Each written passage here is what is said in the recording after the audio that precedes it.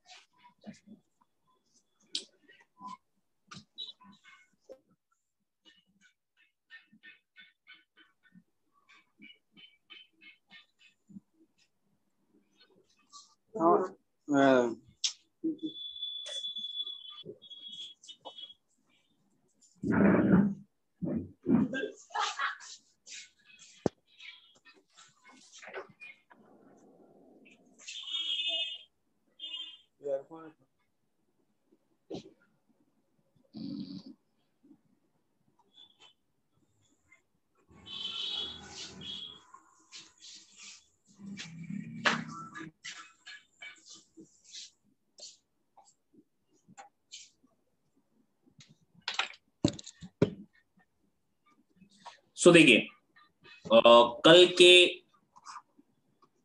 Topic का या कल जो हम लोग पढ़े थे एक ब्रीफ रिव्यू, एक ब्रीफ रिवीजन हम लोग कर लेते हैं, उसके बाद से हम लोग आगे बढ़ते हैं। देखिए कल हम लोगों ने एक्चुअली सेल के बारे में पढ़ा था।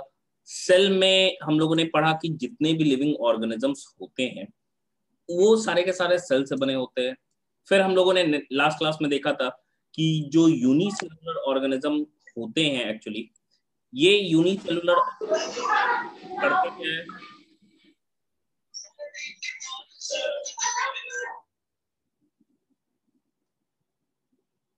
ठीक है। ये यूनिसेलुलर ऑर्गेनिजम्स जैसे कुछ जो ऑर्गेनिजम्स है एक सेल के बने होते हैं, कुछ जो है ज्यादा सेल के बने होते हैं, उनको मल्टी सेलुलर कहते हैं, जो एक सेल के यूनिसेलुलर। फिर हम लोगों ने देखा था ये सारी चीजों को, कुछ हिस्ट्रीज के बारे में था। एंड फिर फर्दर हम लोगों ने आगे जो देखा था वो सेल थियरी के बारे में देखा था। देखिए सेल थ्योरी को लास्ट क्लास में हम लोगों ने देखा था, 3 नाम आया था सेल थ्योरी के केस में, स्लाइडेन, स्वान, जिन्होंने सेल थ्योरी को प्रपोज किया था। एंड उसी को वेल एक्सप्लेन किया था वर्चाउ ने ओमनी सेलुला ई सेलुला कह के, जो कि सेल लीनियस थ्योरी था। दैट इज कि जो सेल अराइज होते हैं या सेल जो पैदा होते हैं हमेशा एक प्री एग्जिस्टिंग सेल से ही पैदा होते हैं।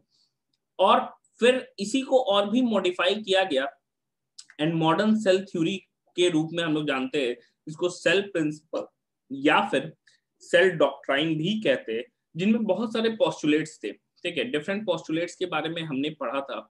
जैसे जो सेल होता है मॉडर्न सेल थ्योरी में जो पोस्टुलेट्स थे कि भाई जितने भी ऑर्गेनिज्म है सारे सेल से बने हुए हैं। सेल जो है उनके बॉडी का स्ट्रक्चरल यूनिट होता है, साथ ही साथ फंक्शनल यूनिट भी होता है। एंड हर जो सेल होता है वो कैपेबल होता है इंडिपेंडेंट एग्जिस्टेंस का। लेकिन ऑर्गेनेल जो है वो अकेले कभी जीवित नहीं रह सकते या लिविंग कंडीशन में नहीं रह सकते। जितने भी सेल्स होते हैं उनमें फंडामेंटल सिमिलरिटी होता है उनके स्ट्रक्चर में, केमिकल कंपोजिशन में एंड बेसिक मेटाबॉलिक रिएक्शंस में।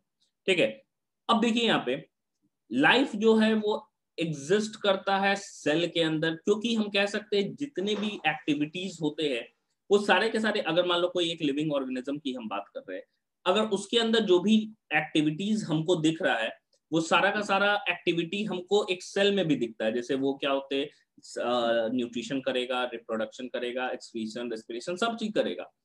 एंड एक यूनिक चीज मैंने बताया था ये कि हर सेल के पास जब मॉडिफिकेशन वो करते हैं तो मॉडर्न सेल थ्योरी के कारण हर जो सेल होते हैं वो स्पेसिफिक फंक्शन को करते हैं। ठीक है, एक फंक्शन को नहीं करते या सारे फंक्शन को नहीं, स्पेसिफाई होते चले गए।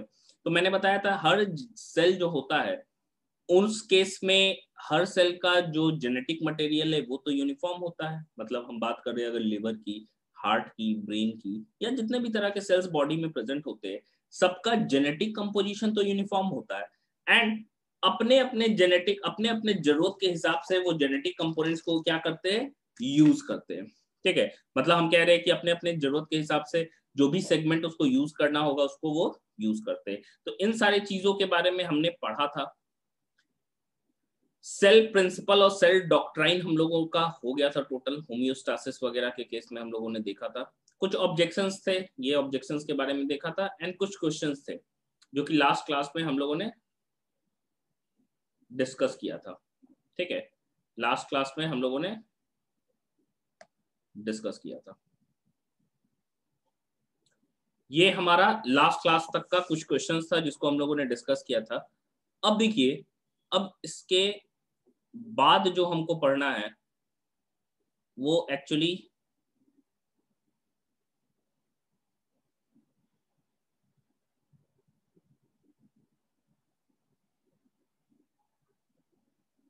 यहां तक हो गया था।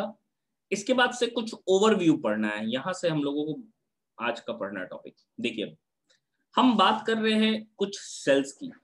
ठीक है, हम बात कर रहे हैं कुछ सेल्स की। जैसे कि हम कह सकते हैं कुछ जो सेल्स है आपके, देखो, हम कह रहे हैं कुछ जो सेल्स होते हैं उनमें मेम्ब्रेन बाउंड जो है वो न्यूक्लियस वेल मेम्ब्रेन बाउंड होता है, एंड उनको हम यूकैरियोटिक सेल कहते हैं। कुछ जो है उनमें क्या होता है, मेम्ब्रेन बाउंडिंग जो होती है वो लैकिंग होता है। ठीक है, जिनको हम प्रोकैरियोटिक सेल कहते हैं। चाहे यूकैरियोट्स हो चाहे प्रोकैरियोट्स हो, दोनों ही के केस में क्या है, एक सेमी फ्लूइड मैट्रिक्स हमको नजर आता है जिसको हम उस सेल का साइटोप्लाज्म कहते हैं। जो मेन वॉल्यूम जो है सेल का, यही साइटोप्लाज्म क्या करता है, ऑक्यूपाई करता है। साइटोप्लाज्म को हम मेन एरिना कहते हैं। एक वर्ड है एरिना का, कहने का मतलब होता है जैसे कोई बॉक्सिंग मैच वगैरह होता है ना, तो वो बॉक्सिंग मैच में जो मेन रिंग होता है उसको एरिना कहते हैं, क्योंकि जो भी एक्टिविटीज हो रही होती है उसी रिंग में होता है। इसीलिए साइटोप्लाज्म में भी जो भी लिविंग फंक्शन हो रहा है वो एक्चुअली साइटोप्लाज्म के ही अंदर हो रहा है। इसीलिए साइटोप्लाज्म को हम मेन एरिना या फिर जोन कहते हैं। ठीक है, zone of cellular activities in both the plant and animal cells. ठीक है, अब यहां पे देखो, उस साइटोप्लाज्म के अंदर, उस सेल के अंदर बहुत सारी ऐसी रिएक्शंस, कंटिन्यूअस रिएक्शन हो रहे हैं ताकि वो जो सेल है वो लिविंग स्टेट में क्या है, बना रह सके। ठीक है, मतलब बहुत सारे ऐसे एक्टिविटीज होते हैं जो कि सेल को लिविंग स्टेट में रखने के लिए काम करते हैं। अब न्यूक्लियस को छोड़ के ऐसा नहीं है कि सिर्फ और सिर्फ प्रोकैरियोटिक और यूकैरियोटिक सेल में क्या है, न्यूक्लियस का ही डिफरेंस है। उसमें और भी डिफरेंसेस होते हैं, जैसे कि बहुत सारे ऐसे मेम्ब्रेन बाउंड ऑर्गेनेल होते हैं, जैसे ईआर हो गया, हम कह सकते हैं गोल्जी बॉडी हो गया, फिर माइटोकॉन्ड्रिया, प्लास्टिड वगैरह, जो ऑर्गेनेल्स यूकैरियोटिक में पाए जाते हैं वो प्रोकैरियोटिक में नहीं पाए जाते हैं। ठीक है, लेकिन जब हम लोग मोनेरा किंगडम को देखेंगे ना, प्लांट डायवर्सिटी में, तो उस केस में हम लोग देखेंगे बायोलॉजिकल क्लासिफिकेशन जो चैप्टर है उसमें देखेंगे कि मेम्ब्रेन बाउंड ऑर्गेनेल पाया जाता है दो ठो बैक्टीरिया के अंदर, या साइनोबैक्टीरिया। मतलब नॉर्मली प्रोकैरियोट में मेम्ब्रेन बाउंड नहीं पाया जाता, लेकिन एक्सेप्शन है, एक गैस वैक्यूल, दूसरा क्रोमैटोफोर्स, ये दोनों मेम्ब्रेन बाउंड होते हैं प्रोकैरियोटिक में भी।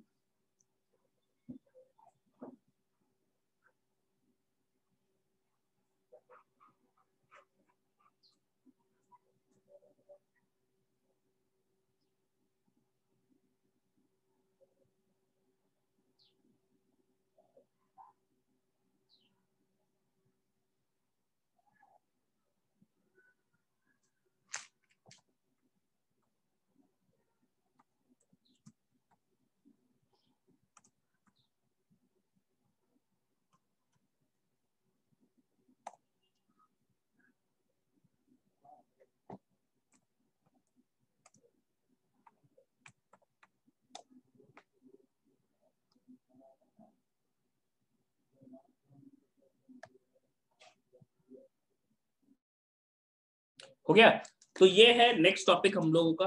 लिखिए तो उसको नोट डाउन कीजिए, तो फिर आगे हम लोग देखते हैं। एक मिनट, आगे बढ़े। हाँ,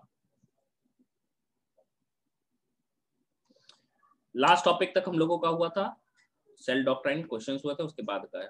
देखिए तो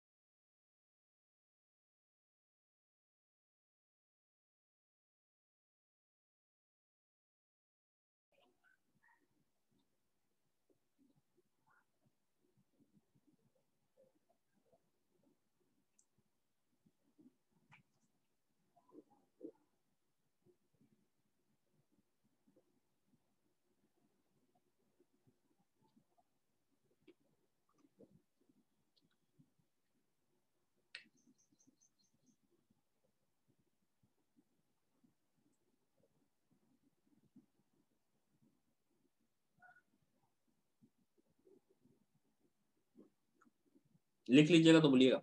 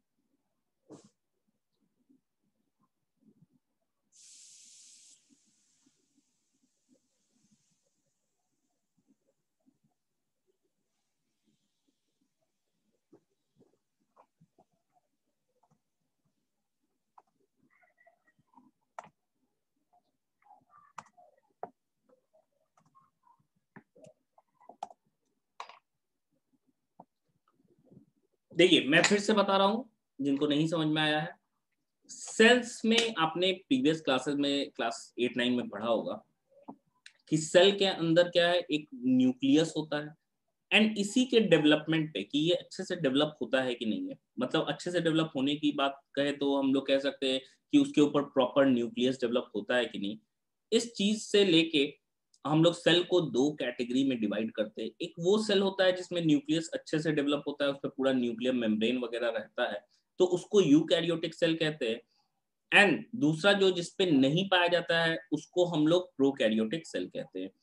दोनों में, प्रोकैरियोटिक और यूकैरियोटिक में, दोनों में मिला के हम कह सकते हैं कि दोनों ही के केस में साइटोप्लाज्म जो कि एक जेली लाइक सब्सटेंस होता है जो कि पूरे वॉल्यूम में सेल में अंदर पूरा भरा हुआ होता है। साइटोप्लाज्म ही वो मेन जोन है जहां पे सारे एक्टिविटी, क्योंकि जितने भी ऑर्गेनेल्स है वो कहाँ प्रेजेंट है, साइटोप्लाज्म के अंदर प्रेजेंट है। तो साइटोप्लाज्म ही है वो रीजन जहां पे क्या है कि सारे के सारे जो है एक्टिविटीज हो रहे होते हैं, और ये सब एक्टिविटी मिलके, सारे केमिकल रिएक्शंस मिलके सेल को क्या है, लिविंग स्टेट में रखता है।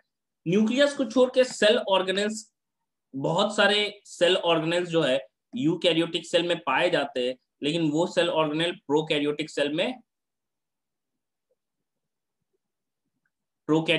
में नहीं पाए जाते। ठीक है,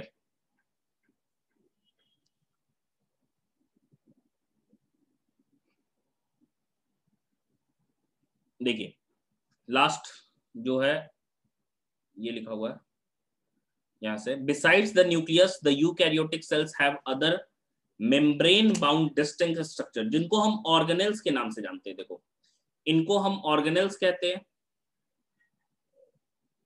ये वाले जो हो गए वो ऑर्गेनेल्स हो गए। एंड ऑर्गेनेल्स जैसे कि हमारे ईआर हो गए, जिसको एंडोप्लाज्मिक रेटिकुलम, एक एक करके हम लोग स्ट्रक्चर भी देखेंगे।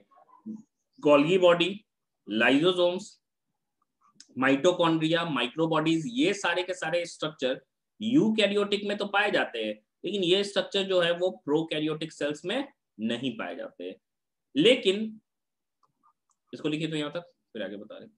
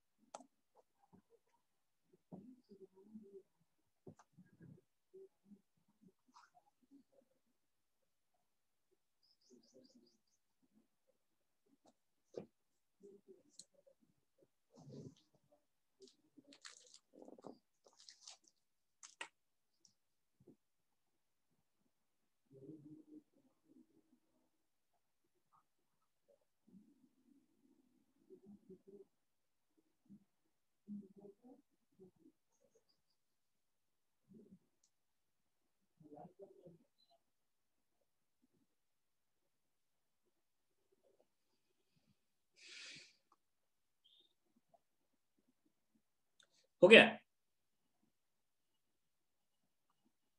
देखिए,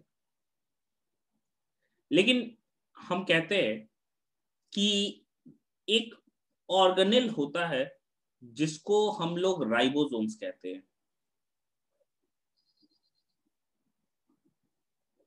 ठीक है, उसको हम लोग राइबोसोम्स कहते हैं। एंड राइबोसोम्स जो होते हैं वो नॉन मेम्ब्रेन बाउंड होते हैं। मतलब राइबोसोम के ऊपर, मान लो ये राइबोसोम है, इसके ऊपर कोई दीवार नहीं पाया जाता है, कोई भी मेम्ब्रेन नहीं पाया जाता है। एंड ये सारे सेल्स में पाए जाते हैं, चाहे वो प्रोकैरियोटिक हो चाहे वो यूकैरियोटिक हो। दोनों ही सेल में साइटोप्लाज्म में पाए जाते हैं। यूकैरियोटिक सेल में साइटोप्लाज्म के साथ साथ दो ऐसे ऑर्गेनेल होते हैं, जो साइटोप्लाज्म के अंदर जो स्ट्रक्चर होते हैं जिनको लिविंग स्ट्रक्चर को ऑर्गेनेल कहते हैं। तो दो ऐसे ऑर्गेनेल होते हैं जिसमें राइबोसोम्स और पाया जाता है। एक क्लोरोप्लास्ट हो गया जो कि प्लांट्स में पाया जाता है, एंड दूसरा माइटोकॉन्ड्रिया जो कि प्लांट और एनिमल दोनों में पाया जाता है। ठीक है, ये तो हो गया राइबोसोम्स जो कि एक नॉन मेम्ब्रेन बाउंड है, मतलब ऊपर से दीवार नहीं है। ये प्रोकैरियोटिक यूकैरियोटिक सारे सेल में पाया जाता है, चाहे प्रोकैरियोटिक हो चाहे यूकैरियोटिक में, दोनों हो, प्लांट सेल या फिर एनिमल सेल, दोनों ही सेल्स में ये क्या है, पाया जाता है। अब आप देखिए यहाँ पे एनिमल सेल में एक और नॉन मेम्ब्रेन बाउंड ऑर्गेनेल रहता है, जिनको हम सेंट्रियोल्स कहते हैं। सेंट्रियोल, आगे हम लोग देखेंगे सेंट्रियोल कैसा होता है, क्या उसका फंक्शन होता है। एक्चुअली उसका रोल जो होता है वो प्लांट सॉरी एनिमल के केस में सेल डिवीजन में होता है। तो centriole helps in cell division and it is found in animal cell. And centriole is also non membrane, ऊपर से कोई भी क्या है, इस पे भी कोई वॉल नहीं रहता है, कोई मेम्ब्रेन नहीं रहता है। तो ये भी नॉन मेम्ब्रेन बाउंड ऑर्गेनेल होता है, जो कि सिर्फ और सिर्फ एनिमल सेल में ही पाया जाता है। वहां पे ये सेल डिवीजन में हेल्प करता है।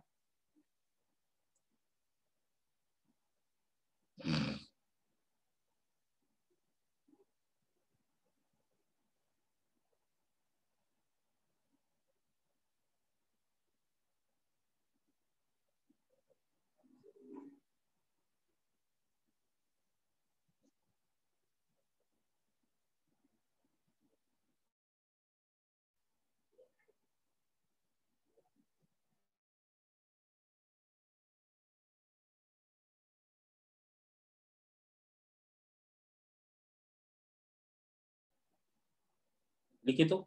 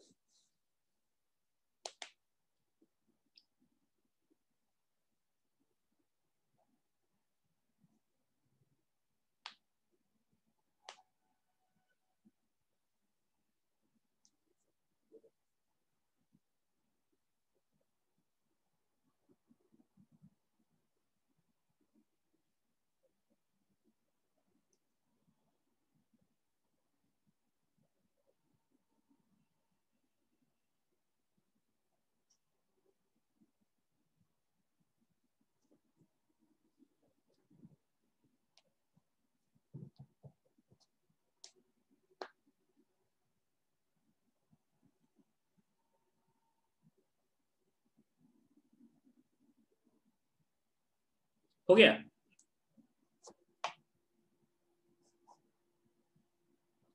रौनक हैज डन। जल्दी सारे लोग कीजिए। देखिए ये एक ब्रीफ ओवरव्यू है, सिंपल। हम लोगों ने सेल थियरी तो देख लिया, हम लोगों ने सेल डॉक्ट्राइन भी को भी देख लिया। अब ये जो है ये ब्रीफ ओवरव्यू है, खाली एक ओवरव्यू था सेल के बारे में। अब आगे और भी स्ट्रक्चर्स है, बेसिकली सेल में क्या क्या चीजें एक्चुअली प्रेजेंट होती हैं ये हमको आगे पढ़ना है।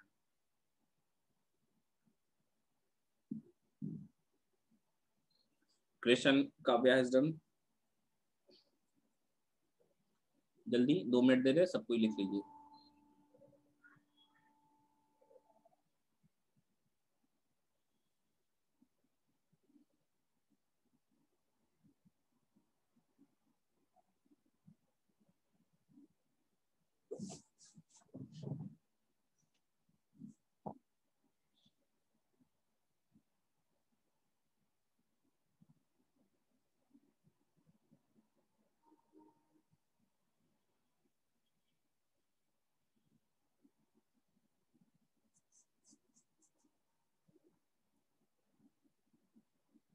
डन।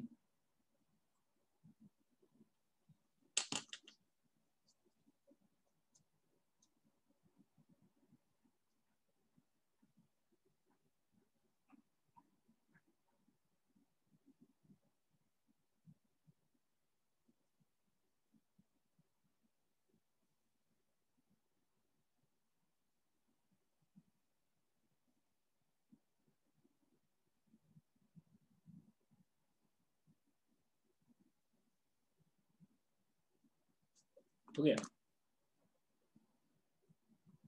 चलिए हम लोग आगे बढ़ते हैं। नेक्स्ट जो है ये है सेल स्ट्रक्चर। एक फ्लो चार्ट है जिसकी मदद से हम लोग थोड़ा समझेंगे कि सेल का स्ट्रक्चर, बेसिक स्ट्रक्चर कैसा होता है। ये हम यूकैरियोटिक सेल की बात कर रहे हैं। प्रोकैरियोटिक सेल जो होता है उसके स्ट्रक्चर को हम जब मोनेरा किंगडम पढ़ते हैं तो उसी में पढ़ते हैं। ये हम यूकैरियोटिक सेल की बात कर रहे हैं। तो देखिए यहाँ पे यूकैरियोटिक सेल की हम बात करते हैं तो सेल के स्ट्रक्चर में क्या क्या चीजें हमको नजर आ रही होती हैं। सबसे पहले हम बात करते हैं, 3 पार्ट में हम डिवाइड किए। एक तो सेल का बाउंड्री हो गया जो उसको कवर करेगा बाहर से। बीच में उसका क्या हो गया, मेन जो सेलुलर रीजन है जिसको हम लोग क्या कह रहे हैं, साइटोप्लाज्म। ठीक है, ये साइटोप्लाज्म हो गया। एंड अंदर उसका जेनेटिक मटेरियल जो है वो न्यूक्लियस के अंदर कंटेन रहता है। अब देखो सेल बाउंड्रीज की हम बात करें तो 3 बाउंड्री है हमारे पास। एक जो है उसको ग्लाइकोकैलिक्स कहते हैं हम लोग, जो सिर्फ और सिर्फ प्रोकैरियोट्स में पाया जाता है। प्रोकैरियोट्स किसको कह रहे हैं, जिसमें न्यूक्लियस वेल डेवलप्ड नहीं होता है। दूसरा क्या हो गया, cell wall. Cell wall maximum cell में पाया जाता है, चाहे प्लांट, एनिमल, बैक्टीरियल, सब में पाया जाता है। एनिमल सेल में ये एब्सेंट होता है। एंड सेल मेम्ब्रेन की हम बात कर रहे हैं जो कि एक यूनिवर्सल स्ट्रक्चर है। यूनिवर्सल मतलब सब में पाया जाएगा। तो एक एक करके हम बाहर से, देखो हम जो पढ़ने का पैटर्न होगा बाहर से अंदर आएंगे। पहले हम सेल बाउंड्रीज पढ़ेंगे, glycocalyx, cell wall, cell membrane, फिर साइटोप्लाज्म, फिर न्यूक्लियस। अब देखो सेल बाउंड्रीज तो हमारा हो गया। अब साइटोप्लाज्म की हम बात कर रहे हैं तो साइटोप्लाज्म तो एक जेली लाइक सब्सटेंस है ना। तो एक उसका पार्ट जो लिक्विड वाला पार्ट है जिसमें सारे सॉलिड वाली चीजें प्रेजेंट होती है, उनको हम साइटोसोल कहते हैं। जो लिक्विड मैट्रिक्स है, देखो मैट्रिक्स वर्ड हर जगह यूज होगा।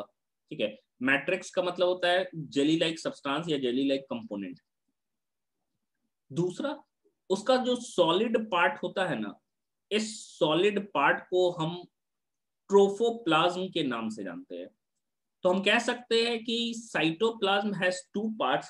First one is liquid matrix which is known as cytosol, and second one is solid part which is known as trophoplasm. Again trophoplasm 2 चीजों से बन सकता है, या तो वो सब्सटेंस जो होंगे वो क्या होंगे, लिविंग होंगे। ठीक है, या तो वो सब्सटेंस क्या होंगे भाई, लिविंग होंगे, या तो वो नॉन लिविंग होंगे। तो जो सॉलिड पार्ट है अगर वो लिविंग होगा तो फिर उसको सेल ऑर्गेनेल्स बोलते हैं। एंड नॉन लिविंग वाला जो पार्ट होता है उसको नॉन लिविंग सेल इंक्लूजन या ड्यूटोप्लाज्म, ड्यूटोप्लाज्म के नाम से हम लोग जानते हैं। तो ये एक फ्लो चार्ट है जिसकी मदद से हम लोग जान लेंगे एक ओवरव्यू कि हाँ भाई ये चीजें हमको पढ़नी है। हमको पहले सेल बाउंड्रीज पढ़ना है, फिर साइटोप्लाज्म पढ़ना है, फिर न्यूक्लियस पढ़ना है। सेल बाउंड्री में सबसे पहले ग्लाइकोकैलिक्स पढ़ना है, सेल वॉल पढ़ना है, सेल मेम्ब्रेन पढ़ना है, फिर हम साइटोप्लाज्म में आएंगे। ठीक है, तो ये वाला एक फ्लो चार्ट आप ड्रॉ कर लो।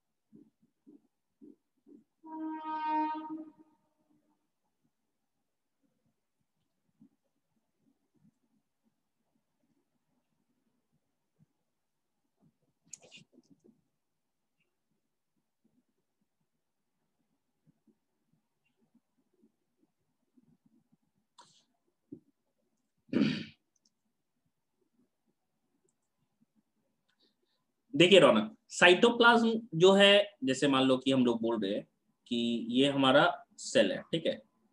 सेल में साइटोप्लाज्म बड़ा होगा, इसका न्यूक्लियस होगा, इसके अंदर न्यूक्लियोप्लाज्म होगा।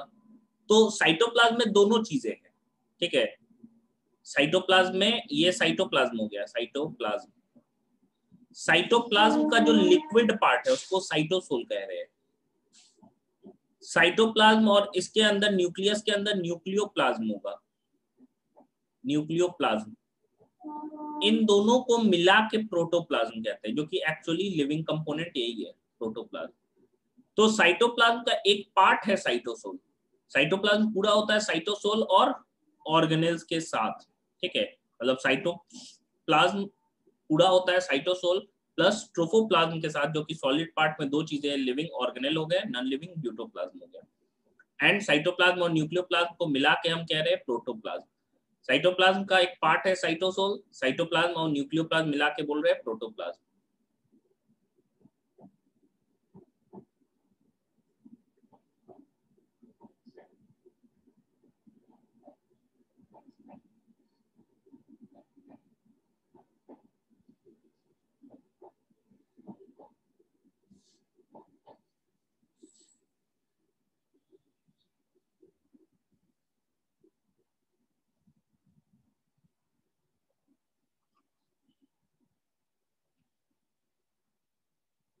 हो गया मुस्कान? बहुत अच्छा। क्रिस का भी हो गया भाई।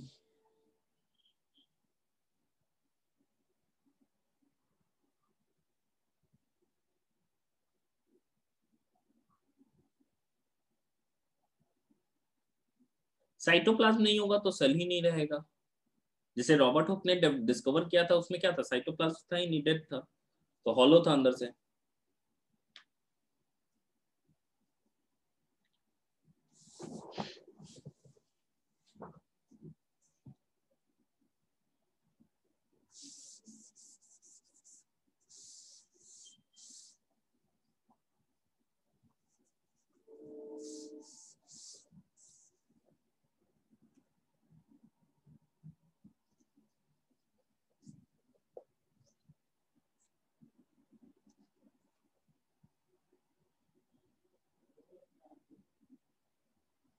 हाँ, सबसे इंपॉर्टेंट साइटोप्लाज्म है, लेकिन साइटोप्लाज्म को इंस्ट्रक्शन तो न्यूक्लियोप्लाज्म से ही मिलता है ना, क्योंकि न्यूक्लियस से ही उसको इंस्ट्रक्शन मिलेगा।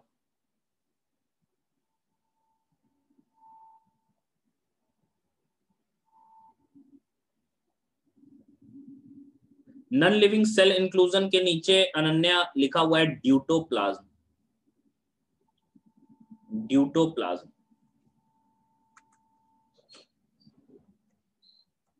ड्यूटोप्लाज्म।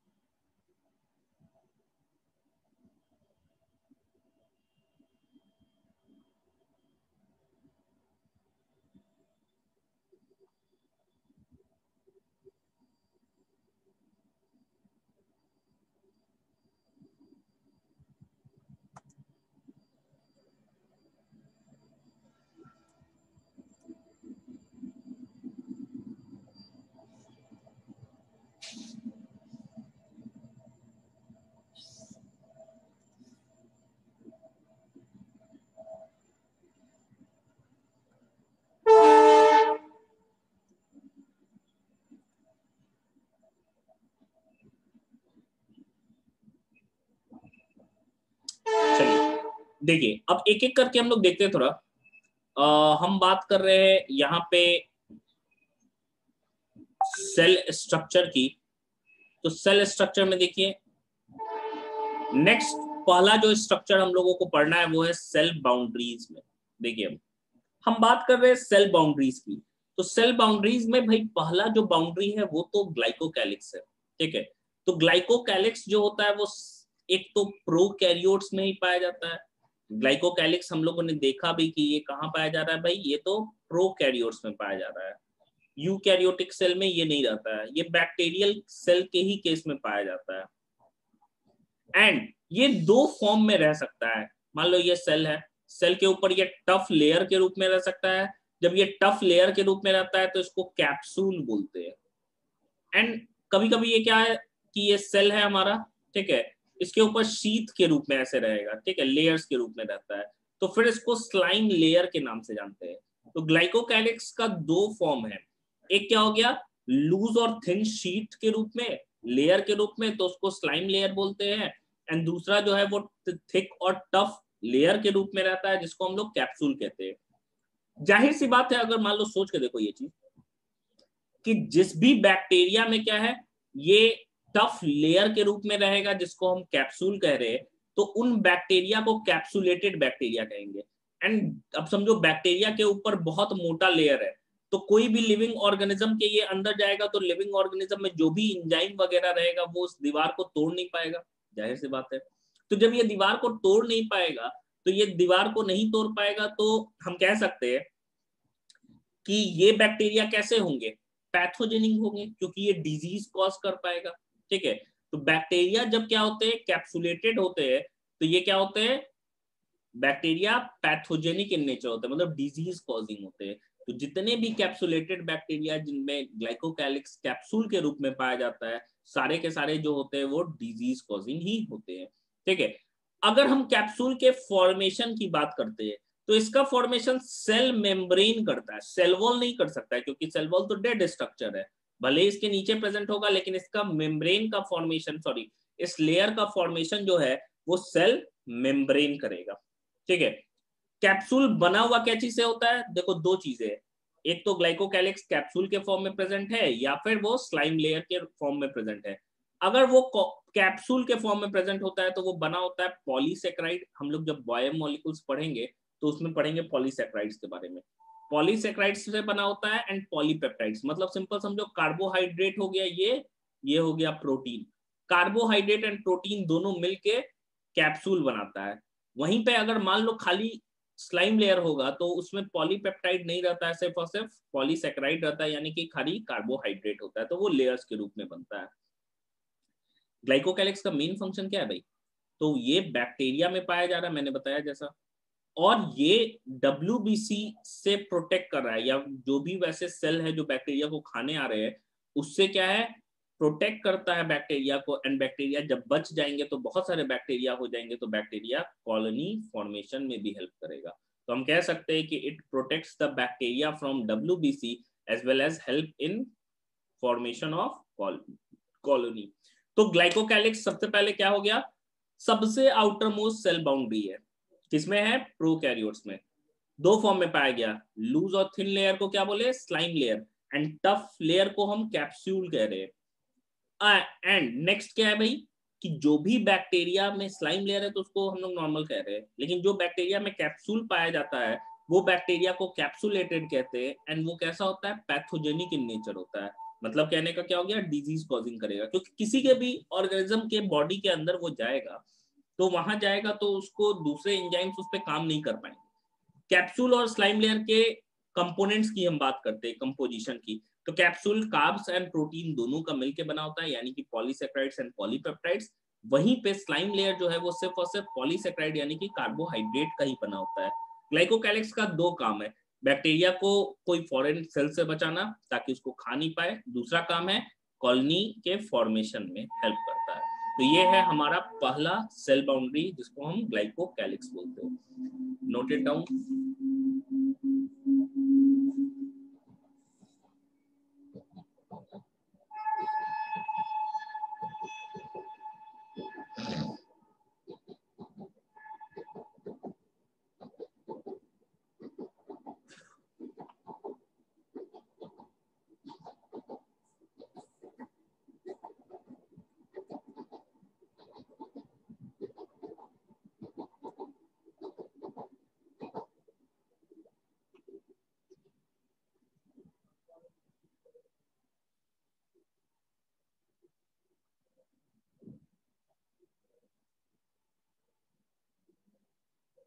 डन, बहुत अच्छे रौनक।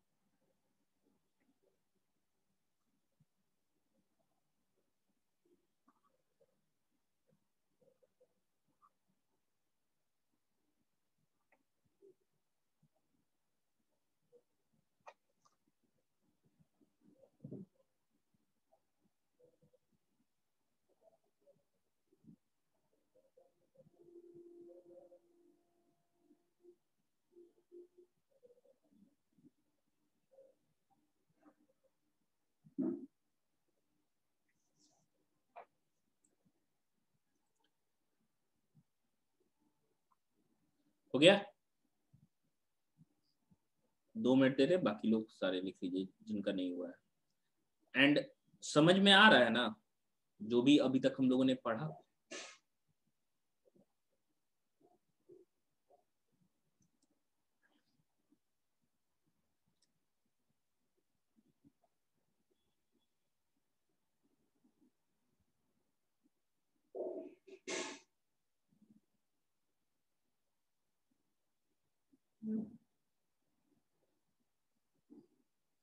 हो गया, क्रिश का भी हो गया।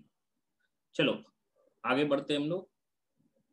नेक्स्ट स्ट्रक्चर हमको दिख रहा है सेल वॉल। पहला तो हम लोगों ने देख लिया ग्लाइकोकैलिक्स। दूसरे स्ट्रक्चर को देखते हैं भाई। देखो यहाँ पे मेरे पास दूसरा स्ट्रक्चर है। दूसरा स्ट्रक्चर है क्या भाई? दूसरा स्ट्रक्चर है सेल वॉल। तो देखो सेल वॉल की हम बात कर रहे हैं सबसे पहले। तो सेल वॉल तो आउटर मोस्ट कवरिंग होता है। किसमें होगा? बैक्टीरिया को छोड़, क्योंकि बैक्टीरिया में आउटर मोस्ट क्या होगा हमारा? बैक्टीरिया में तो ग्लाइकोकैलिक्स होगा। लेकिन ये बाकी में क्या है? आउटर मोस्ट कवरिंग होता है। किसमें किसमें? प्लाज्मा मेम्ब्रेन के बाद, मतलब प्लाज्मा मेम्ब्रेन के बाद ये प्रेजेंट होगा। एंड बैक्टीरिया के केस में, बैक्टीरिया के केस में सेल वॉल पाया जाता है। फंजाई के केस में पाया जाता है। एल्गी के केस में पाया जाता है। एंड प्लांट्स के केस में पाया जाता है।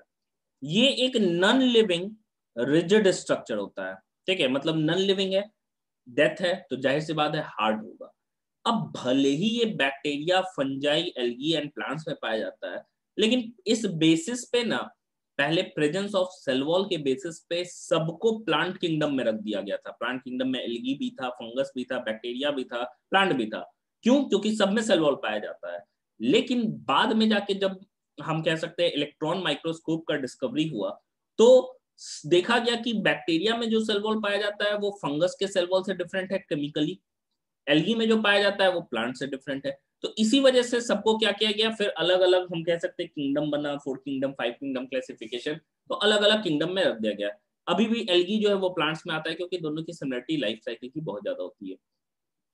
तो अगर मैं बैक्टीरिया की बात करूं तो बैक्टीरिया में हमारा पेप्टिडोग्लाइकन से बना होता है। देखो पेप्टिडो, पेप्टाइड वर्ड जो है ना वो एमिनो एसिड्स के लिए यूज करते हैं। And amino acids are the building blocks of protein. And second one is glycan. Glycan word ना ग्लूकोज या हम कार्बोहाइड्रेट के लिए यूज करते हैं। तो पॉलीसेक्राइड। तो bacterial cell wall is made up of peptidoglycans which is a mixture of और which is a compound of polysaccharide and amino acids. वहीं पे अगर मैं फंगस की बात करूं तो फंगस में काइटीन, काइटीन जो है काफी इंपॉर्टेंट पॉलीसेक्राइड है। ठीक है, काइटीन प्लस पॉलीसेक्राइड्स का ही बना होता है। काइटीन हम कह सकते हैं एक तरह का स्ट्रक्चर है, काफी हार्ड स्ट्रक्चर होता है। कॉकरोच का जो एक्सोस्केलेटन होता है, जो ऊपर से कॉकरोच में प्लेट्स लाइक दिखता है, जो चमकते रहता है ब्राउन ब्राउन, तो वो क्या है? काइटीन का ही बना होता है। अगर हम एल्गी की बात करें तो एल्गी के केस में हमको सेलुलोज का देखने को मिलता है, गैलेक्टन्स एंड मैनन्स, ये भी कार्बोहाइड्रेट है। एंड कुछ मिनरल्स होते हैं जैसे कि कैल्शियम कार्बोनेट, जिसका अंडा का छिलका भी बना होता है, जिसका हम कह सकते हैं ये मार्बल भी है, यही मार्बल है, जम जाएगा मार्बल हो जाएगा। प्लांट्स के केस में मेन कंपोनेंट तो सेलुलोज होता है, सेलुलोज के साथ साथ hemicellulose, pectin and protein भी प्रेजेंट होता है। तो ये है हम कह सकते हैं सेल वॉल का केमिकल कंपोजिशन। भले ही सब में क्या है, अलग अलग सब में सेल वॉल है, लेकिन सब में केमिकली कंपोजिशन सबका अलग अलग होता है। एक बैक्टीरिया हम किंगडम मोनेरा पढ़ेंगे ना, तो उस बैक्टीरिया को आर्की बैक्टीरिया कहते हैं, जिसका एग्जांपल, कॉमन एग्जांपल मिथेनोजेंस हो गया, जो मीथेन प्रोड्यूसिंग बैक्टीरिया होते हैं। दूसरे थर्मो एसिडोफाइल्स, वो बैक्टीरिया जो कि हॉट वाटर सल्फर स्प्रिंग्स में, जो गर्म पानी का जो कुंड होता है ना, उसमें पाया जाता है। काफी ज्यादा हाई टेम्परेचर पे बैक्टीरिया सर्वाइव कर सकता है। नॉर्मल जो मैक्सिमम ऑर्गेनिज्म है वो 45-50 होते होते मर जाएगा, उसके ऊपर जाएगा 45-50-55 डिग्री सेल्सियस के ऊपर सर्वाइव नहीं कर सकता है, क्योंकि जो भी इंजाइम्स बॉडी में रहते हैं सारे के सारे डीनेचर कर जाते हैं, खराब कर जाते हैं, हो जाते हैं, तो जिसके कारण बॉडी जो है वो डेथ हो जाता है उसकी। लेकिन आर्की बैक्टीरिया में उनका जो सेल वॉल का स्ट्रक्चर होता है वो थोड़ा डिफरेंट होता है, जो कि उनके सर्वाइवल के लिए रिस्पॉन्सिबल होता है एक्सट्रीम कंडीशन में। जैसे बहुत ज्यादा गर्मी, बहुत एसिडिक कंडीशन में भी आर्की बैक्टीरिया सर्वाइव कर जाता है। क्यों? क्योंकि उसके सेल वॉल में क्या है, डिफरेंस होता है नॉर्मल बैक्टीरिया की तुलना में। डाइनोफ्लैजिलेट्स की हम बात करें तो ये एल्गी के ही केस में आता है, ठीक है। प्लांट में ही हम पढ़ते हैं इसको, डाइनोफ्लैजिलेट्स को, सॉरी, प्लांट्स में पहले पढ़ते थे, इसको एक्चुअली प्रोटिस्ट में पढ़ते हैं हम लोग डाइनोफ्लैजिलेट्स को। तो एल्गी के ही लाइफ साइकिल सिमिलरिटी होता है, यूनिसेलुलर होता है। इनमें सेल वॉल जो पाया जाता है ना, प्लेट है जैसा पाया जाता है, जैसे ये एक सेल वॉल ऐसे है, ये दूसरा सेल वॉल रहेगा, सोप बॉक्स जैसा फिट हो जाता है, एक बड़ा होगा एक छोटा होगा, अंदर वाला छोटा होगा, बाहर वाला बड़ा होगा, तो सोप बॉक्स जैसा होता है ना, सोप का बॉक्स एक दूसरे में फिट हो जाता है, वैसे इसमें फिट हो जाता है। फिर उसके बाद से हम बात करें यूग्लिनॉइड्स की। यूग्लिनॉइड्स कहते हैं, जैसे यूग्लिना हो गया जो कि एक कनेक्टिंग लिंक है, तो यूग्लिनॉइड्स के केस में हमको देखने को मिलता है यहाँ पे, यूग्लिनॉइड्स के केस में कि सेल वॉल के बजाय, भले वो प्लांट में आ रहा है, एक प्लांट के रूप में कनेक्टिंग लिंक है, एक प्रोटीन रिच लेयर प्रेजेंट होता है जिसको हम पेलिकल के नाम से जानते हैं, ठीक है। तो हमने क्या क्या देखा, हमने सेल वॉल को देखा, ठीक है, सेल वॉल को देखा। सेल वॉल में क्या क्या चीजें हैं भाई, तो सेल वॉल में हम लोगों ने देखा कि सेल वॉल सबसे पहले एक नॉन लिविंग स्ट्रक्चर है, रिजिड स्ट्रक्चर है, नॉन लिविंग। ये प्लाज्मा मेम्ब्रेन के बाहर रहता है, आउटर कवरिंग है बैक्टीरिया को छोड़ के, ठीक है। एनिमल सेल में क्या है, सबसे बाहर प्लाज्मा मेम्ब्रेन ही रहेगा क्योंकि सेल वॉल एब्सेंट होता है। बैक्टीरिया, फंगस, एल्गी और प्लांट्स में सब में सेल वॉल पाया जाता है, लेकिन सब में अलग अलग सब्सटेंसेस से पाया जाता है। आर्की बैक्टीरिया जो कि एक प्रिमिटिव बैक्टीरिया का फॉर्म है, उसमें सेल वॉल डिफरेंट कंपोजिशन का होता है, जिसके कारण Archie bacteria extreme climatic condition में भी जी सकते हैं या सर्वाइव कर सकते हैं। डाइनोफ्लैजिलेट्स के केस में सेल वॉल क्या है, सोप बॉक्स जैसा पाया जाता है, ठीक है, जो एक दूसरे पे फिट बैठ जाता है। यूग्लिना के केस में क्या है, सेल वॉल नहीं पाया जाता है, एक प्रोटीन रिच लेयर पेलिकल पाया जाता है। ये समझ में आया यहां तक सबको?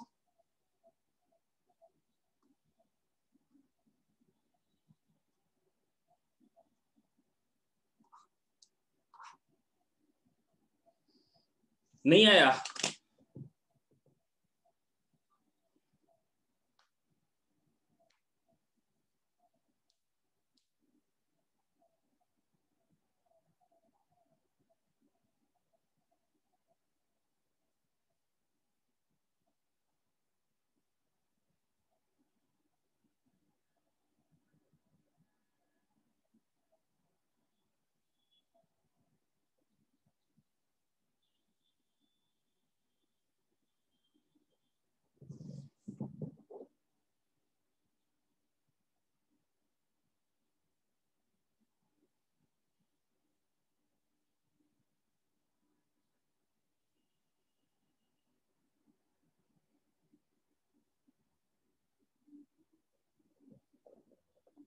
एल्गी में लिखे हैं सेलुलोज प्लस गैलेक्टन्स, GALACTANS,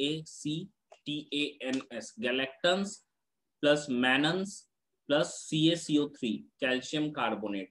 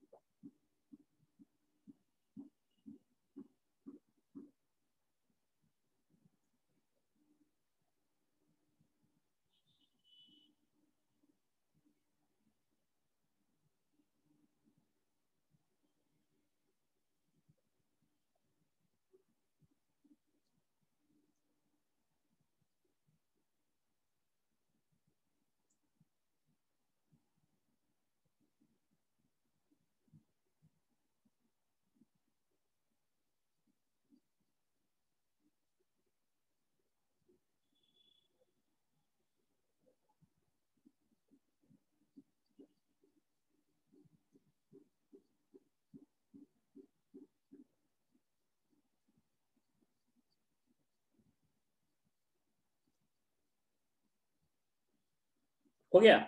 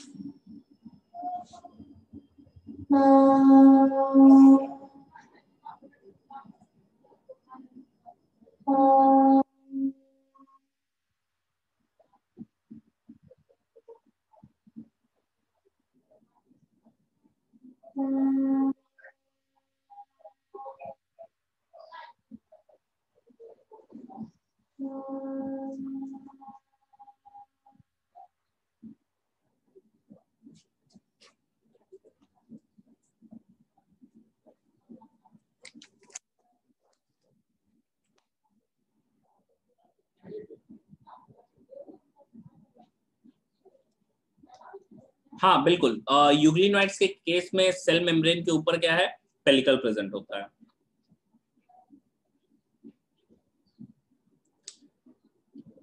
चलिए नेक्स्ट, अगर मैं सेल वॉल की बात करूं तो प्लांट सेल में हम लोग देखते हैं, क्योंकि प्लांट सेल में कॉमन सेल वॉल हमको दिखता है।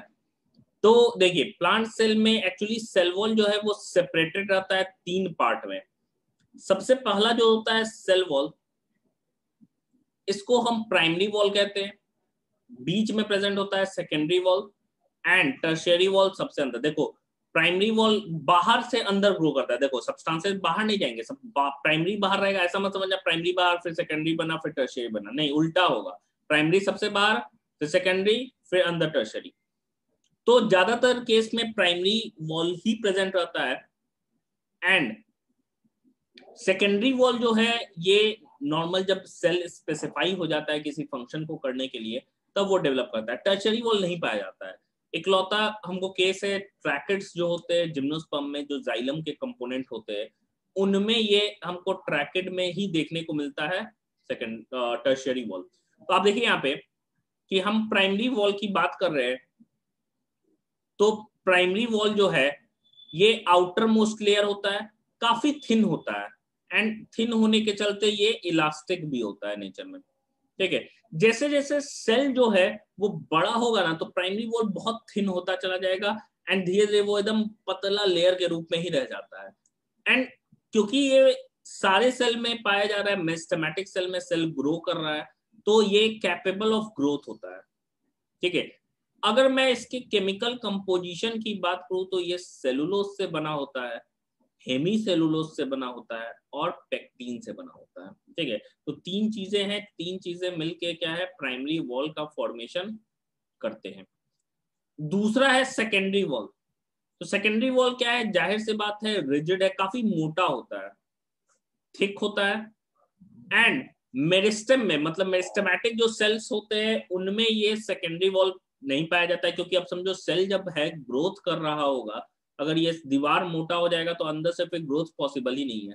तो जैसे जब तक ग्रोथ होते रहता है तब तक खाली क्या होता है प्राइमरी वॉल ही रहता है, जब पूरा ग्रो कर जाता है तब उसमें क्या होता है सेकेंडरी वॉल का डेवलपमेंट होता है, ठीक है। ये कहाँ डेवलप करेंगे, प्राइमरी वॉल बाहर होगा एंड अंदर की तरफ क्या है सेकेंडरी वॉल का डेवलपमेंट होगा। ये भी सेम सब्सटेंसेस का ही बना होता है, ये भी सेलुलोज हेमी सेलुलोज और पेक्टिन का ही बना होता है, बस अमाउंट काफी ज्यादा होता है तो लेयर जो है वो काफी मोटा हो जाता है। तीसरे वॉल की हम बात करें तो इसको टर्शियरी वॉल कहते हैं, जो सिर्फ और सिर्फ ट्रैकेट्स में। अब देखो जाइलम में दो चीजें हैं, क्या क्या है, जो कि कंडक्टिंग होते हैं।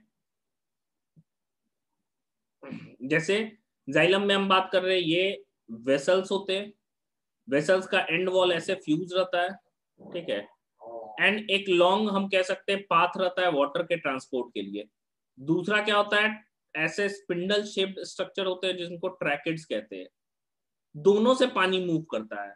ये एंजियोस्पर्म्स की हम बात कर रहे हैं जिसमें फ्लावरिंग प्लांट में, तो इसमें दोनों पाए जाता है, ये वेसल्स भी पाए जाते हैं एंड ये ट्रैकेट्स भी पाए जाते हैं। अब समझिए इस चीज को कि एंजियोस्पर्म के केस में तो दोनों पाया जा रहा है, ज्यादा पानी जो है वो वेसल से गुजरता है क्योंकि वहां पे उसको ज्यादा वॉल्यूम ऑफ वाटर लेके वो मूव कर सकता है उस पाथ से, लेकिन जिम्नोस्पर्म के केस में वेसल जो होते हैं वो एब्सेंट होते हैं, पाए ही नहीं जाते। तो एक लौता एक ही मीडियम है कि ट्रैकेट से ही ऐसे ऐसे करके क्या होगा पानी ऊपर जाइलम में चढ़ेगा, ठीक है। तो जिम्नोस्पर्म के केस में ट्रैकेट में बहुत सारा पानी आ रहा है, बहुत सारा पानी आने के चलते क्या है बहुत ज्यादा प्रेशर बिल्डअप होता है। तो इस प्रेशर से बचाने के लिए अंदर में क्या है, ये तो मान लो कि हम ट्रैकेट बोल रहे हैं, ये इसका प्राइमरी वॉल होगा, ये सेकेंडरी होगा, तो एक और वॉल का फॉर्मेशन हो जाता है अंदर में जो काफी रिजिड होता है, ताकि जो पानी का जो प्रेशर है उस पानी के प्रेशर से ये वॉल क्या कर सके, इस ट्रैकेट्स को बचा सके। तो जिम्नोस्पर्म के ट्रैकेट में ही पाया जाता है, ये सेलुलोज नहीं, ये हेमी सेलुलोज एंड एक कॉम्प्लेक्स पॉलीसेक्राइड होता है जिसको जाइलन बोलते हैं, इससे ये बना होता है। तो हमने तीन तरीके का वॉल देखा, primary secondary and tertiary. Tertiary सिर्फ और सिर्फ किस में पाया गया, ट्रैकेट्स ऑफ जिम्नोस्पर्म में, एंड प्राइमरी और सेकेंडरी किस में पाया जा रहा है, नॉर्मल जो मेच्योर सेल है उसमें पाया जा रहा है। इमेच्योर सेल में सिर्फ और सिर्फ प्राइमरी जो ग्रो कर रहा है उसमें खाली प्राइमरी पाया जाएगा, क्योंकि प्राइमरी थिन और इलास्टिक होता है, सेकेंडरी रिजिड होता है तो वो नहीं पाया जाएगा, ठीक है। तो इसको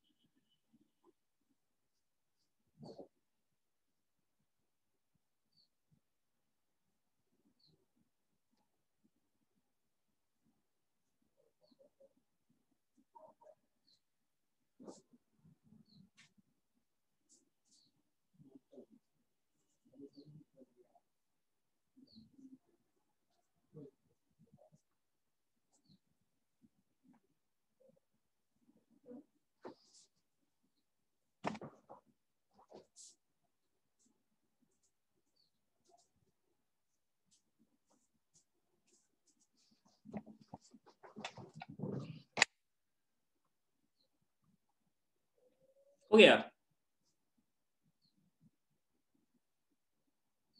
टर्शियरी वॉल क्रैश फिर से एक्सप्लेन कर दे, बिल्कुल करते, लिख लीजिए एक बार फिर से कर देंगे टर्शियरी वॉल एक्सप्लेन।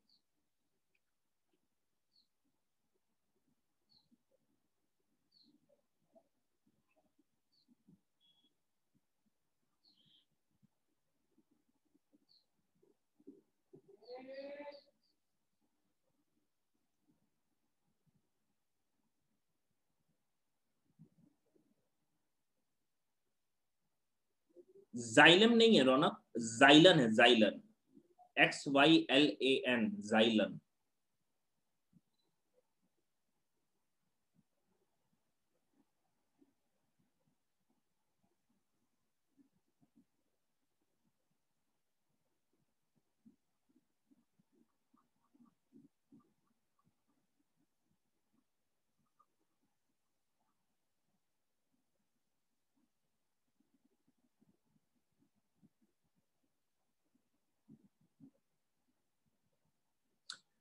देखिए वेसल्स है ऐसा, ट्यूब जैसा होता है, ठीक है, उससे क्या है वाटर ट्रांसपोर्ट होता है। दूसरे जो है स्पिंडल शेप, स्पिंडल शेप वैसे शेप को कहते हैं जो बीच में मोटा होता है, दोनों साइड वो क्या होता है काफी पतला होता है, तो वैसे शेप को हमें स्पिंडल शेप कहते हैं।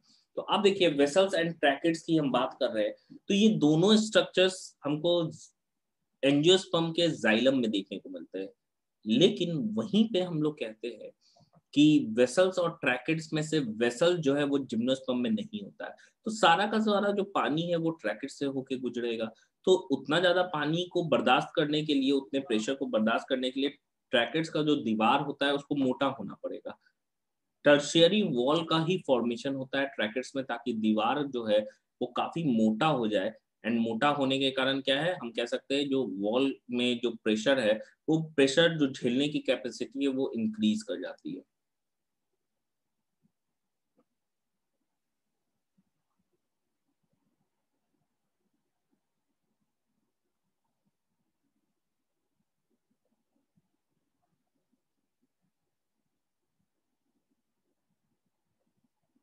हाँ नहीं, बिल्कुल नहीं श्रेयांश, एंजियोस्पर्म के ट्रैकेट्स में ये टर्शियरी वॉल नहीं पाया जाता, ये सिर्फ जिम्नोस्पर्म के ट्रैकेट्स में पाया जाता है।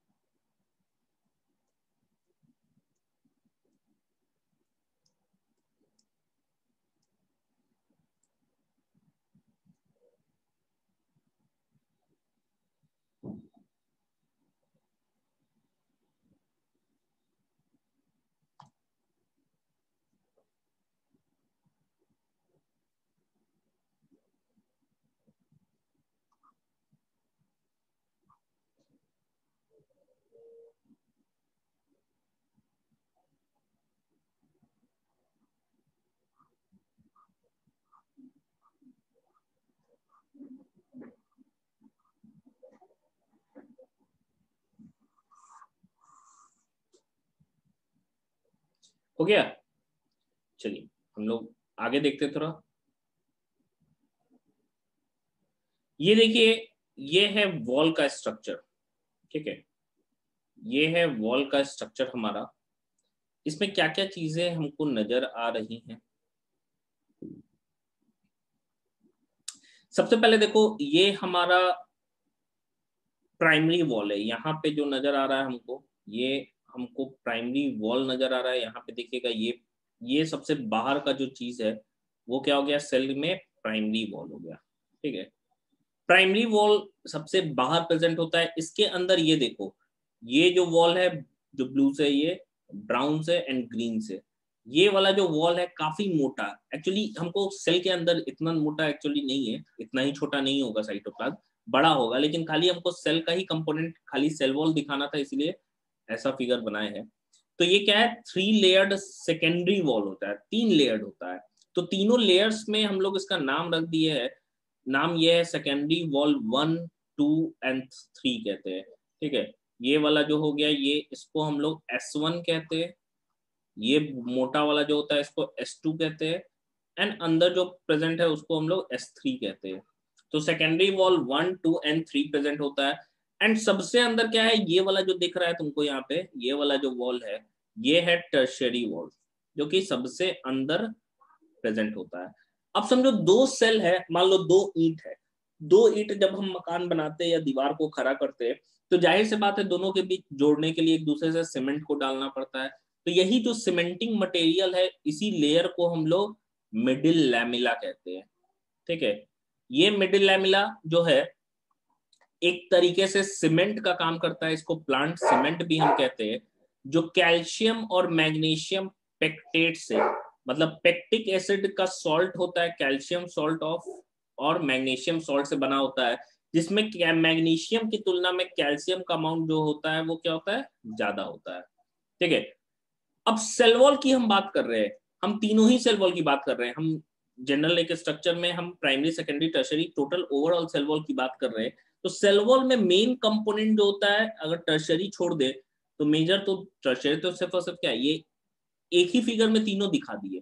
एक्चुअली टर्शरी सिर्फ और सिर्फ ब्रैकेट्स में पाया जाएगा, नॉर्मल में प्राइमरी और सेकेंडरी पाया जाएगा, जो सेलुलोज, हेमी सेलुलोज और पेक्टिन का ही बना होता है। तो मेन कंपोनेंट क्या होते हैं, सेलुलोज प्रेजेंट होता है। सेलुलोज के अलावा कुछ और भी चीजें होती है, जैसे हेमी सेलुलोज, कुछ क्यूटीन होता है, क्यूटीन जो हम लोग देखते हो क्यूटिकल लेयर, जो लीफ के ऊपर क्यूटिकल लेयर पाया जाता है, वो क्यूटीन वैक्सी सब्सटेंस होता है, उससे बना होता है। पेक्टीन हो गया, लिग्निन और सुबेरिन कुछ हार्ड सब्सटेंसेस होते हैं, ये भी कुछ अमाउंट में प्रेजेंट होते हैं। सेल वॉल एक प्रोटेक्टिव लेयर के तरह काम करता है, एक फ्रेमवर्क के तरह काम करता है, जो सेल को प्रॉपर शेप, साथ ही साथ उसको मैकेनिकल डैमेज से प्रोटेक्ट करने में भी हेल्प करता है।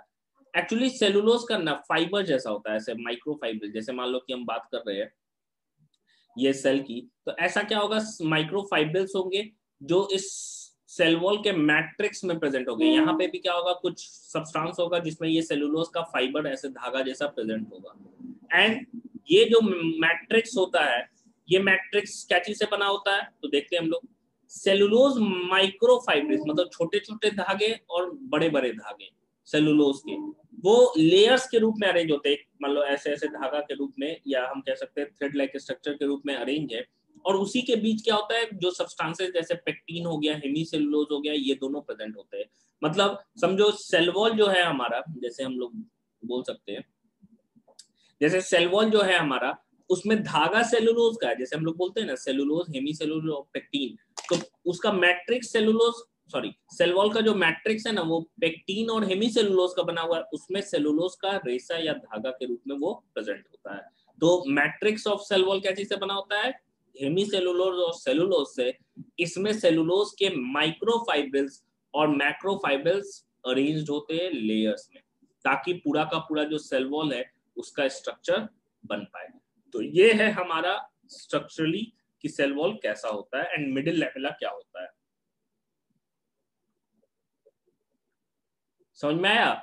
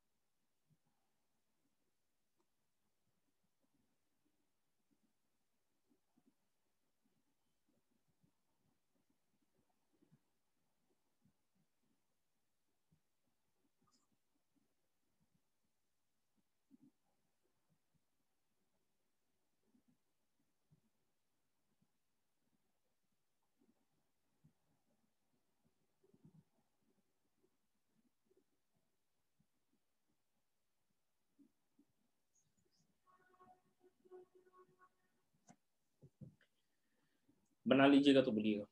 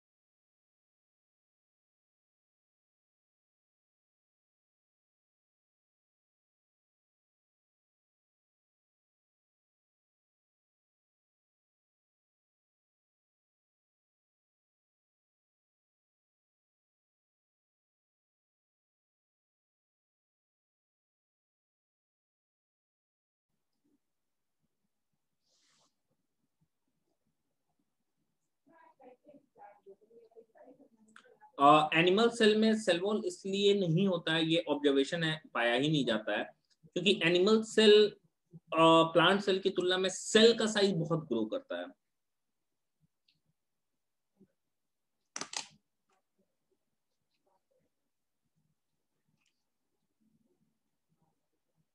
हो गया।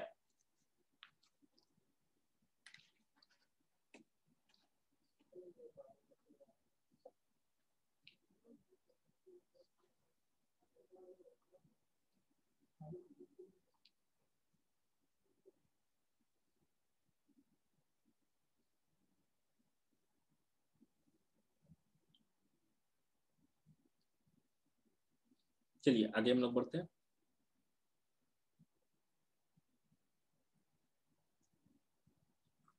देखो,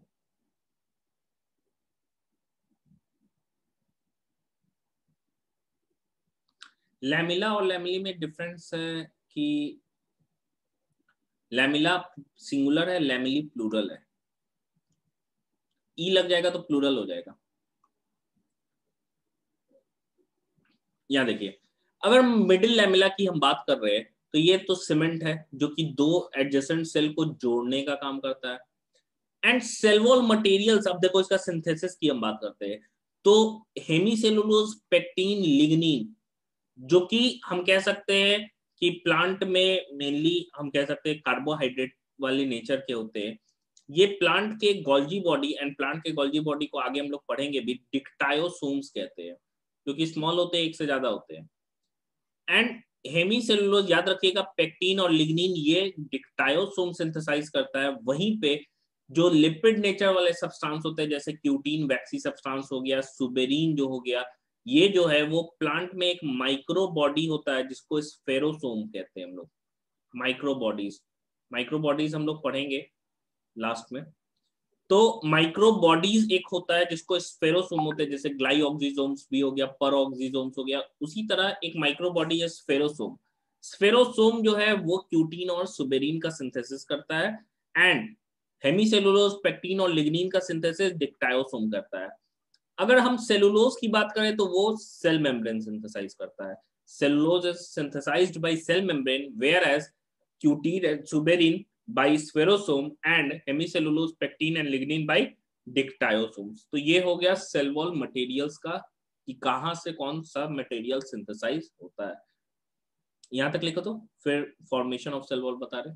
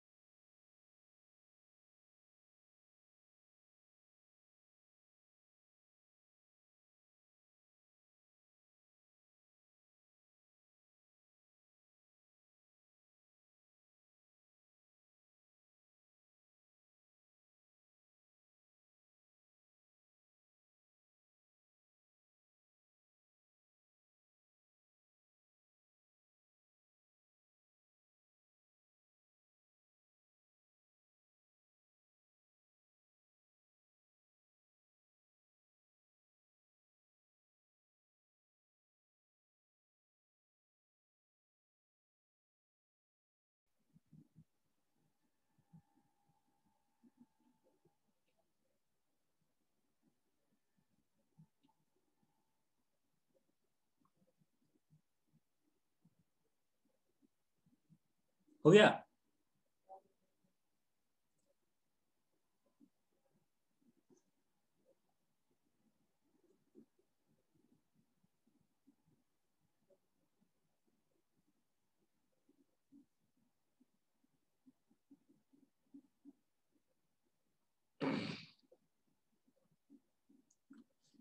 देखो लिख लो, 2 मिनट दे रहे, लिख लीजिए। फॉर्मेशन देख लेंगे फिर हमारा वो हो जाएगा।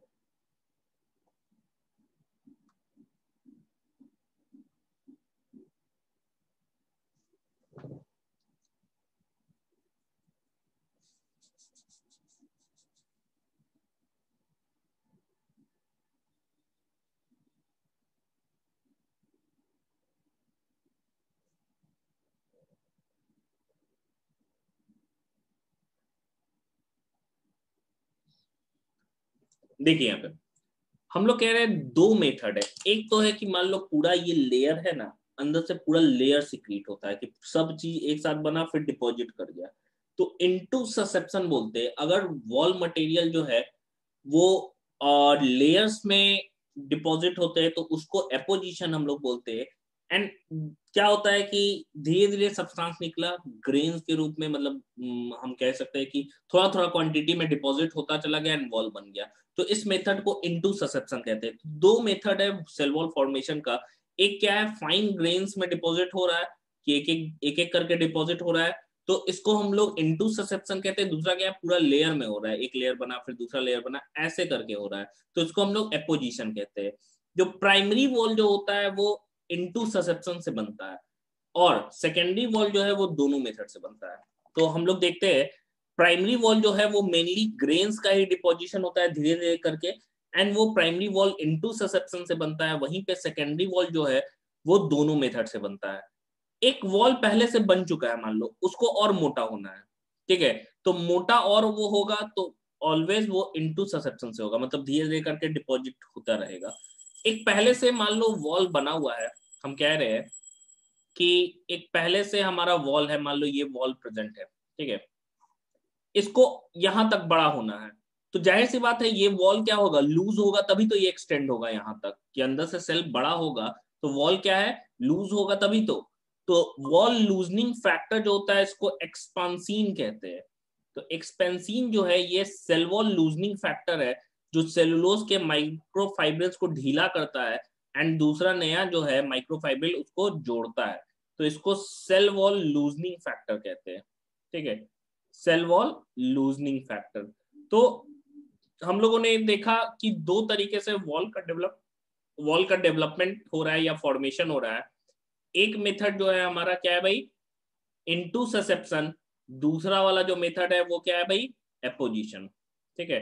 एंड प्राइमरी वॉल कैसे बनता है, इनटू ससेप्शन से, मतलब फाइन ग्रेन्स डिपॉजिट होगा। सेकेंडरी दोनों मेथड को फॉलो करता है, एक पहले से वॉल बना हुआ है उसमें और उसको मोटा होना है, तो सिर्फ और सिर्फ क्या होगा, फाइन ग्रेन्स ही डिपॉजिट होंगे, जिसको इनटू ससेप्शन हम लोग बोलते हैं। एक स्पेशल प्रोटीन होता है जिसको एक्सपांसिन कहते हैं, जो सेल वॉल को क्या करता है, लूज करता है, एंड नया सेल वॉल मटेरियल को एड ऑन उस पे करता जाता है। फिर नेक्स्ट क्लास में हम लोग प्लाज्मोडेस्माटा वगैरह पढ़ेंगे। आज के क्लास के लिए यहीं तक रहने देते, नोट्स आपके डिस्क्रिप्शन पे अपलोडेड रहेगा आफ्टरनून तक, इसको लिखिए ना पहले। यहां तक हो गया हम लोगों का। नेक्स्ट जो स्ट्रक्चर है वो प्लाज्मोडेस्माटा, सेल वॉल मोस्टली खत्म ही है, नेक्स्ट क्लास में सेल मेम्ब्रेन भी हम लोग पढ़ेंगे।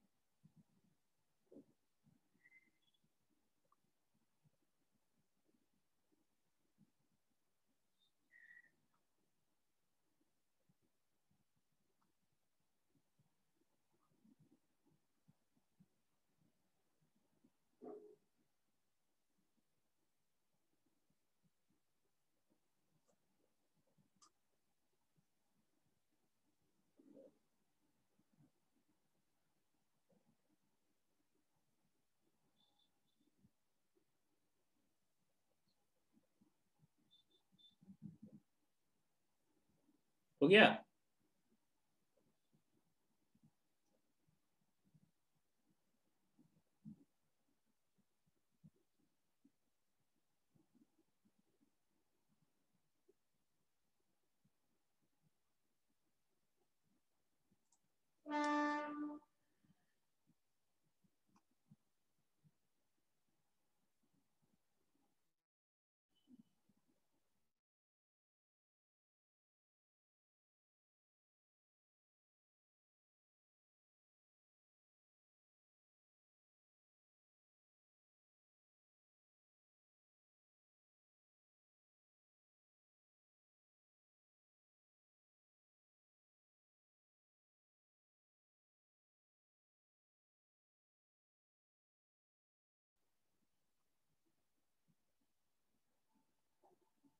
हो गया।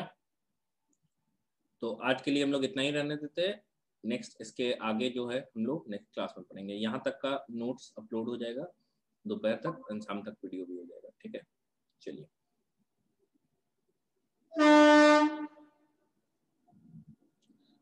क्रिश बेस्ट रेफरेंस बुक जो है कोई भी आप ले सकते हैं, आप एशंत की बुक आती है,